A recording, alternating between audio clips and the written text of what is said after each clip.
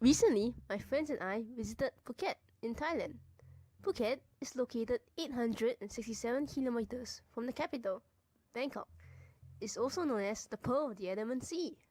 Phuket's idyllic tropical beaches and clear waters have attracted over 3 million visitors from all over the world each year, making tourism the island's largest source of income.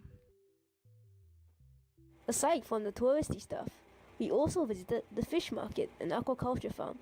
Did you know Thailand is one of the top 10 producers of seafood in the world?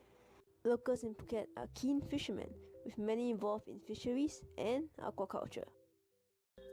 As for visitors, there's lots to see and do on the island of Phuket. For starters, there's tons of good food and drinks at an affordable price. Apart from feasting, we can also go diving and snorkeling at the offshore islands and in the marine protected area. Popular beaches like Patong Beach are perfect for soaking up the sun and taking part in water sports like jet skiing and parasailing. Not forgetting the beautiful ocean sunset at the end of the day. Wait, but this isn't the full story. The truth is, Phuket isn't perfect. It has endured impacts from tsunamis to coral bleaching to human-induced pressures such as pollution and overfishing. Resorts and infrastructure along the west coast were destroyed during the 2004 tsunami, causing the number of visitors to drop from 4.8 million in 2004 to 2.5 million in 2005. A few years passed and the number of tourists coming to Phuket increased once again. While this may be great news for the local economy, it's not so great for the surrounding environment. Littering is the most direct way in which tourists impact the natural environment in Phuket. Garbage dumped by tourists is almost ubiquitous at beaches, even those within the national park. Other than the influence on the aesthetics, the trash can cause real damage to the marine species. Cases where turtles mistake plastic bags as jellyfish and get choked while trying to eat the plastic bags are not rare.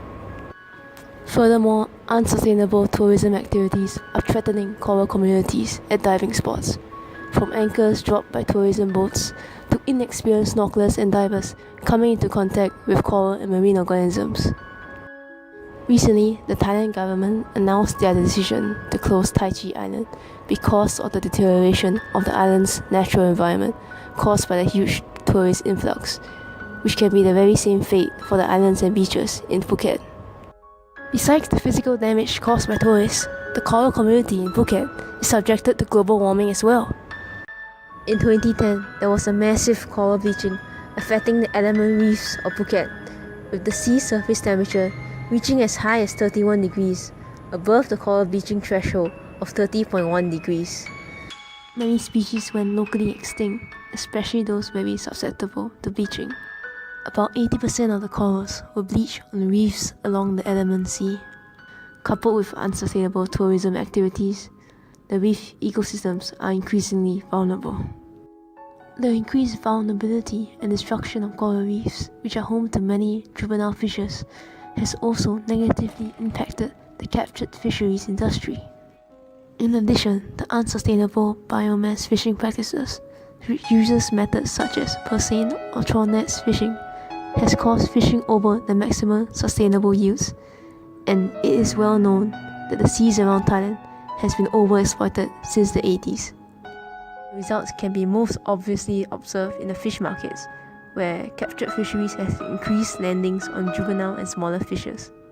Moreover, statistics on the catch per unit effort has decreased over the years, from 300 kg per hour in 1960s to 18 kg per day now. This may indicate there are now lesser fish stocks in the sea, and fishermen require significantly more effort to locate school of fishes. The increased difficulty landing catches for capture fisheries has increased the dependency on aquaculture, which heavily relies on trash fish. While aquaculture has increased its production from 9.8% in 1994 to 18% in 2004, capture fisheries has dropped from 79% to 64%. Unfortunately, the expansion of aquaculture was achieved at the cost of the environment. From 1975 to 1993, more than half of the mangroves have been displaced, mainly due to shrimp aquaculture and palm plantations. Thailand is one of the largest exporters of farmed prawns. In 2012, Thailand was exporting 500,000 tons, accounting for 40% of the worldwide total at that time. Prawn aquaculture farms are not sustainable as diseases tend to proliferate in intense cultivation, or aquaculture areas, and viral diseases such as the white spot disease may wipe out the entire prawn population, leaving an infested land that is usually abandoned for 2 to 4 years.